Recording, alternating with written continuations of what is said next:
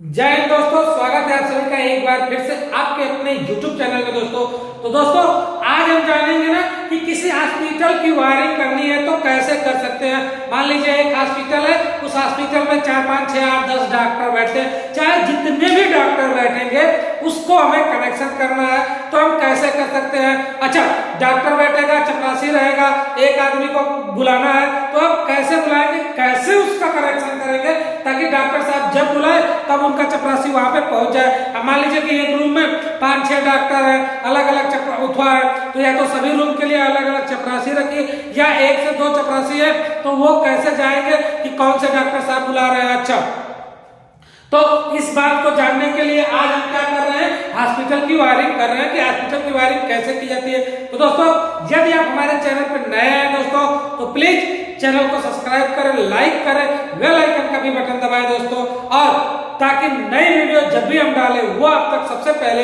और आसानी से दोस्तों क्या कर सके, पहुंच सके। अब चलते हैं हम अपनी वायरिंग पे दोस्तों। तो हम आपको बता दें कि यहाँ पे हम एक छोटा सा डायग्राम लिए हुए हैं। मान के चलिए कि एक हमारा हॉस्पिटल है, उस हॉस्पिटल के अंदर 3 4 कमरे हैं और 3 4 कमरे की हमें क्या करनी है, वायरिंग करनी है। जैसे हम अगर 3 कमरों की वायरिंग कर सकते हैं ना, ठीक उसी प्रकार 4 कमरा, 5 कमरा, 8 कमरे या 10 कमरे या 50 कमरे हो, उनकी वायरिंग हम कर सकते हैं। तो एक छोटे से पैमाने के साथ हमने आपको लिया है और यहाँ पे हम क्या करेंगे, इसकी वायरिंग करेंगे। तो आप देख सकते हैं कि ये जो हमारा है ना, ये हमारे डॉक्टर साहब का क्या है, रूम है, डॉक्टर का रूम है ये, ठीक है। ये है डॉक्टर साहब का रूम, यानी डॉक्टर साहब का रूम है, यानी ये रूम नंबर 1 हो गया। आप ये देख सकते हैं कि ये रूम नंबर 1 हो गया। ये डॉक्टर साहब का रूम जो है, ये रूम नंबर क्या हो गया, 2 हो गया, और ये रूम नंबर हमारा क्या हो गया, 3 हो गया, ठीक है। ये room number 1, room number 2, room number 3। अच्छा, ये जो हमारा है ना, ये आपका पूरा हिस्सा जो आगे दिख रहा है, ये मान लेते हैं हम, ये पूरा हिस्सा क्या है, बरामदा है, ठीक है। बरामदा जैसे जो हॉल होता है ना, हॉल, उसी को बोल रहे हैं बरामदा। और इसमें जो ये लगा हुआ है, ये क्या लगा है, ये हमारा क्या है, स्पीकर है। ये क्या है, स्पीकर।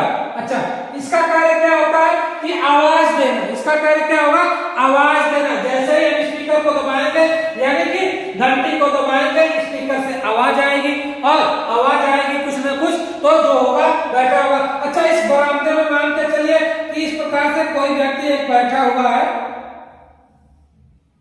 अच्छा नहीं लगा ना, तो मान के चलिए यहाँ पे हमारा क्या बैठा हुआ है, एक चपरासी बैठा हुआ है, ठीक। ये हम लिख दिए यहाँ पे चपरासी,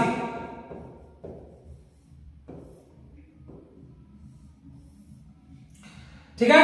ये चपरासी, यानी कि चपरासी का मतलब क्या हुआ, हमारा प्यून, जो हमारा गेट के पास बैठता है कि अच्छा डॉक्टर साहब बुलाएंगे तो हम क्या करेंगे, जाएंगे, कौन से डॉक्टर साहब बुला रहे हैं, उनका क्या काम है, क्या चाहिए क्या नहीं चाहिए, इसके लिए जाएगा, ठीक है। तो इस प्रकार से हम इसकी वायरिंग करेंगे दोस्तों, और इसको समझते हैं कि सबसे पहले हम क्या करेंगे, कैसे करेंगे।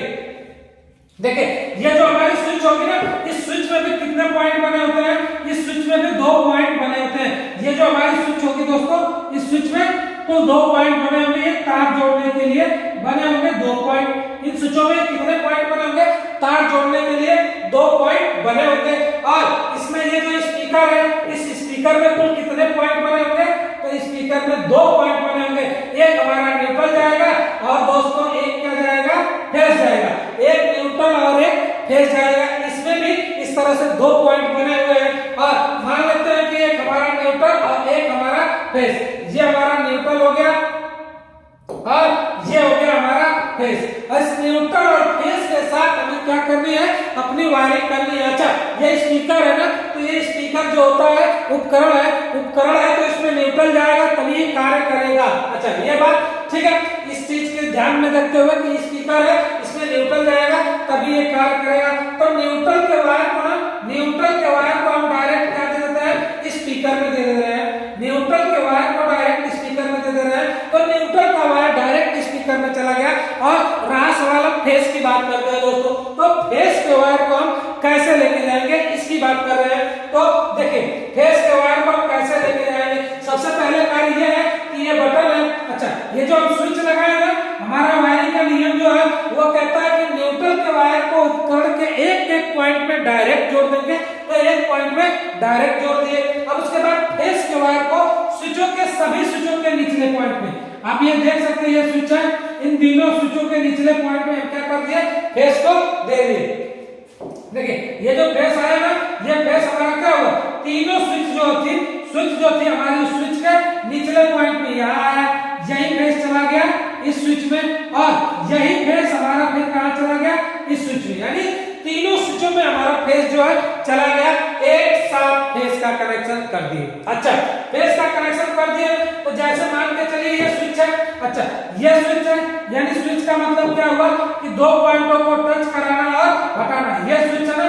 अच्छा ये क्या होगी, यहां से इस तरह से होती, ये बेल हार्ड स्विच होती है कि एक बार दबाए तो दबी, फिर दोबारा अपनी पुनः अवस्था में चली जाएगी, फिर एक बार दबाएंगे तो बजेगी, फिर पुनः अपनी अवस्था में चली जाएगी, एक बार इसको भी दबाएंगे तो बजेगी, फिर पुनः अपनी अवस्था में चली जाएगी। यानी जब दबेगी तो सप्लाई को देगी, नहीं दबेगी तो नहीं देगी, ये उस तरह से है। और इसका भी कनेक्शन करने के लिए एक बात, दो ही पॉइंट बने होते हैं जैसे कि हमारे नॉर्मल स्विच में बने होते हैं। तो देखिए एक से इससे फेस इन होगा और दूसरे से आउट होता है, स्विच में कार्य होता है एक से फेस को इन करना, दूसरे से फेस को आउट करना, ये हमारी स्विचों का कार्य होता है। तो सबसे पहले क्या किया हमने, फेस के वायर को सभी स्विचों के निचले पॉइंट पे दे दिया। अच्छा अब ये जो हमारा बल्ब है ना, बल्ब का एक तार इस स्विच से डायरेक्ट क्या कर दिया हमने, जोड़ दिया, इस स्विच से आउट कर रहा है और बल्ब के एक तार को जोड़ दिया। अच्छा अगले स्विच की बात करते हैं, तो एक स्विच से इस बल्ब को क्या कर दिया, जोड़ दिया, और एक स्विच के तार से इस बल्ब के एक स्विच से जोड़ दिया, तीनों को एक एक स्विच का बल्ब दे दिया, यानी फेस एक एक का दे दिया। अच्छा बल्ब का एक एक पॉइंट जो बचा हुआ है ना, इस बल्ब का इस बल्ब से, ठीक है, और इस बल्ब का भी देखिए, इस बल्ब का भी एक पॉइंट लाके हम क्या कर दे रहे हैं, इसी में जोड़ दे रहे हैं, यानी तीनों बल्ब का एक एक पॉइंट हम क्या करेंगे, तीनों पॉइंट का एक एक पॉइंट जोड़ दिया, यानी तीनों बल्ब का एक एक पॉइंट जोड़ दिया। अब इसके बाद से जो बचा हुआ, ये हमारा स्पीकर का तार है ना, इस स्पीकर के तार को इसमें क्या कर देंगे दोस्तों, जोड़ देंगे, इस स्पीकर के तार को जोड़ देंगे। अच्छा अब देखिए क्या होता है कि इसमें एक कंडीशन होती है दोस्तों कि जो उपकरण लगे हुए हैं, जितने भी उपकरण लगे हुए हैं, ये सभी एक समान वाट के होने चाहिए, क्योंकि ये एक दूसरे से सीरीज में जुटे हुए हैं। अगर एक समान वाट के नहीं होंगे तो कारण क्या होगा कि जो कम उपकरण वाट का होगा ना, जो उपकरण कम वाट का होगा ना, वो पहले जल जाएगा, और जो उपकरण ज्यादा वाट का होगा वो नहीं जलेगा।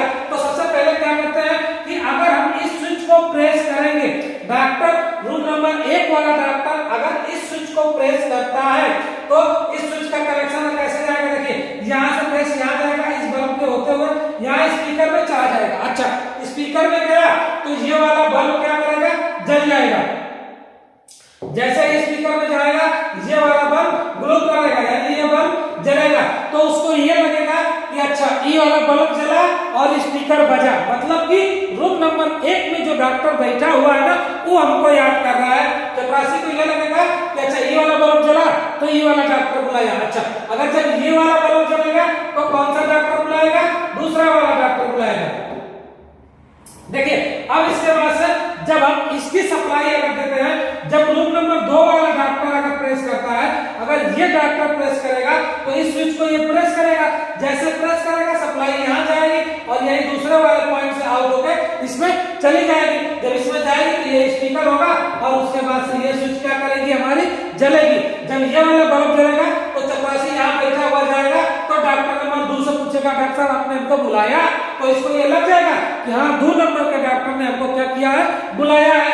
अच्छा इसके होने के बाद से आपको बता दें कि जब ये हो गया, इसके बाद से देखिए अब ये हो गया, जब ये तीसरा नंबर का डॉक्टर बुलाएगा ना, जब तीसरे नंबर का डॉक्टर बुलाएगा, ये अपने स्विच को नीचे को प्रेस करेगा, जैसे ही प्रेस करेगा इसका बल्ब क्या होगा, जल जाएगा, यहाँ से बल्ब में फैल जाएगा और ये वाला पकड़ के ये स्पीकर का जो तार था उससे आवाज आएगी, तो चपरासी यहाँ पे बैठेगा, स्पीकर की आवाज सुनाई दी और वो देखेगा तीनों में से कौन सा बल्ब जल रहा है, तो उसको लगेगा कि लास्ट वाला बल्ब क्या कर रहा है, जल रहा है, तो लास्ट वाला जो बल्ब जल रहा है तो वो जाएगा अच्छा 3 नंबर का डॉक्टर साहब बुला रहे हैं, तो वो 3 नंबर कमरे में क्या करेगा, चला जाएगा और पूछेगा डॉक्टर किस लिए बुलाया, वो डॉक्टर से अपना आप पूछ के उसके बाद से कर लेगा, ठीक है। तो इस प्रकार से इसकी क्या होती है, वायरिंग होती है दोस्तों। सबसे पहले उपकरण जो होता है, ये चीज ध्यान में रखनी है कि जो इसमें वायरिंग होगी, जो हमारे उपकरण लगेंगे ना, चाहे वो बल्ब हुआ या स्पीकर हुआ, ये एक समान वाट के होने चाहिए, ये इसकी कंडीशन है, ठीक है। अगर 10 वाट का हमने बल्ब लगाया है तो 10 वाट का बल्ब, तीनों बल्ब 10 वाट के होने चाहिए, 10 वाट के तीनों बल्ब। साथ में स्पीकर भी हमारा 10 वाट का होना ही चाहिए। अगर स्पीकर को हम 5 वाट का करेंगे तो स्पीकर जल जाएगा, बाकी बल्ब जलेगा ही, सॉरी स्पीकर बजेगा, बल्ब नहीं जलेगा। इसलिए जो भी स्पीकर और जो भी बल्ब होंगे वो हमारे एक समान वाट के होने चाहिए, तभी इस वायरिंग को हम कर सकते हैं। अब ये अगर हम 3 रूम की किए चाहे 30 रूम की करें, इस प्रकार से इसकी वायरिंग दोस्तों हम क्या करेंगे, कर लेंगे। तो दोस्तों वीडियो से संबंधित कोई सवाल या सुझाव है तो कमेंट बॉक्स में दोस्तों जरूर लिखें, और यदि आप हमारे चैनल पे दोस्तों नए आए हैं तो चैनल को लाइक करें, सब्सक्राइब करें और बेल आइकन का भी बटन दबाएं, ताकि हम जब भी नई वीडियो डालें दोस्तों ना, वो सबसे पहले आप तक आसानी से पहुंच सके। तो वीडियो को अंत तक देखने के लिए दोस्तों आप सभी का बहुत बहुत धन्यवाद। अब मिलते हैं अगली वीडियो में, तब तक के लिए वंदे मातरम दोस्तों।